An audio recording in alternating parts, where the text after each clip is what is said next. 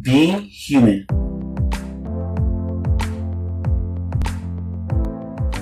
Hello all you beautiful souls out there in my social media family. How are you doing today? In this video today, I'm going to be giving you 5 ways to master the art of being human. Now, being human is an art, and living bravely is one of the best ways to master it. Living bold, brave, and fearless doesn't always end as predicted. But what is predictable is that the potential for full flight is so much more likely. Courage leads our behavior, rather than fear. There may be the occasional 2 steps back, but even with the 2 steps back, those who live bravely will still be ahead of where they would have been otherwise.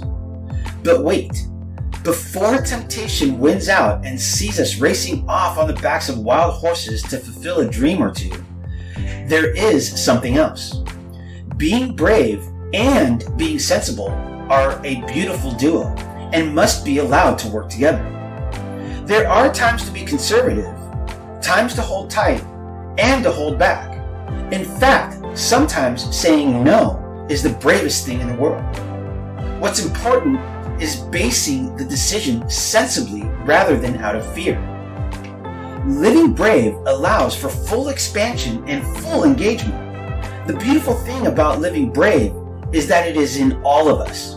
Within every person is the means to reach his full or her full potential. Sometimes we do get lost, sometimes we get trapped under the rubble of life, but courage is always there. We as humans are remarkable like that. And here I'm going to give you 5 ways to help you master that art of being human. So let's get started.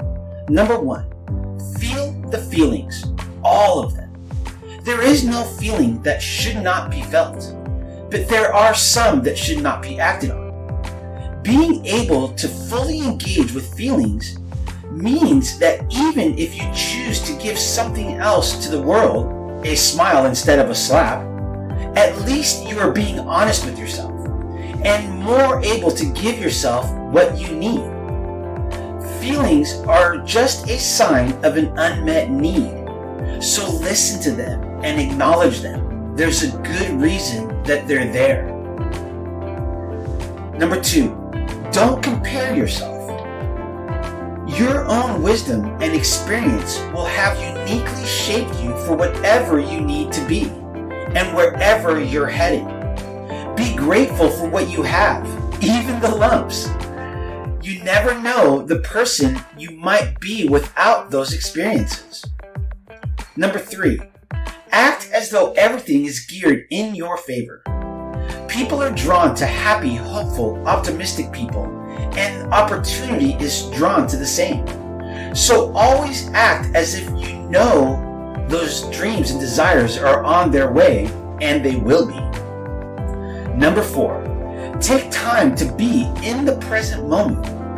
Focusing on the past or the future is the fastest way to an uneasy mind. So being in the present moment is the best way to obtain inner peace and inner happiness. Number 5, put yourself first. Not in a selfish way, but in a self-loving way. When you have attended to your own needs, there will be more of you to share with others. That is, if you want to. It's not easy to cultivate relationships and connectedness if you're feeling drained and taken for granted, mostly when you're taking yourself for granted.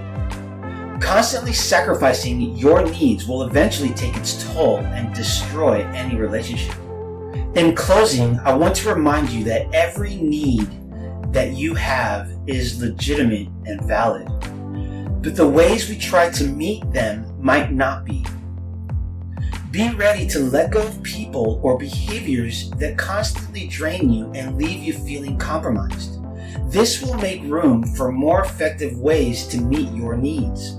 Know the difference between hanging on to something worth hanging on to and hanging on to something that was gone long ago. If it is important to you, be fearless in the chase. If it is important to you, it is important. You don't need to explain it, apologize for it, or minimize it.